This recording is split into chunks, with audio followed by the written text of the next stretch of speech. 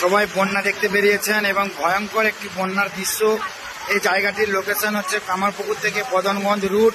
খুবই একটা ভয়ঙ্কর বন্যা, মানে যাকে বলা হয় যে একদম জল যেন মনে হচ্ছে যে সাগরের মতো হয়ে গেছে। এদিকে জলের যে কতদূর জল চলে গেছে কোনো চোখ মানে দৃষ্টি আমার আর যাচ্ছে না, তাও যতটা আমার পক্ষে সম্ভব দেখানোর ততটাই দেখাচ্ছি। দেখুন জলের যে একটা স্রোত, একদম বিশাল ভয়ঙ্কর ব্যাপার, বিশাল ভয়ঙ্কর ব্যাপার। জল একদম অতিরিক্ত হারে জল যাচ্ছে এদিকে। খুবই একটা জলের যে প্রভাত, সবাই বেরিয়েছেন গ্রামগঞ্জের মানুষরা, কারণ এখানে এরকম বন্যা সচরাচর দেখতে পাওয়া যায় না।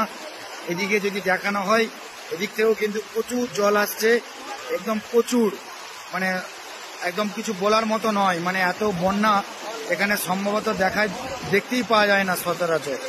এদিকটা কিন্তু অনেক দূর চলে গেছে, ওই যে গাড়িগুলো দাঁড় করানো আছে কতটা পর্যন্ত কিন্তু জল, একদম জল, বিভৎস একটা সিন।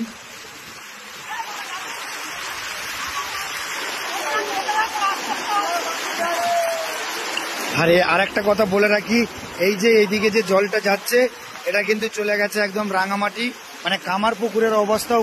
কামারপুকুরতে যে মেন চাতাল, ওই চাতালটা কি আপনি পেরিয়ে আসলেন? আপনি কি মানে কিসে করে পেরিয়ে আসলেন? পায়ে হেঁটে। মানে কিরকম টান ওখানটা দেখলেন? জলের স্রোত কিরকম?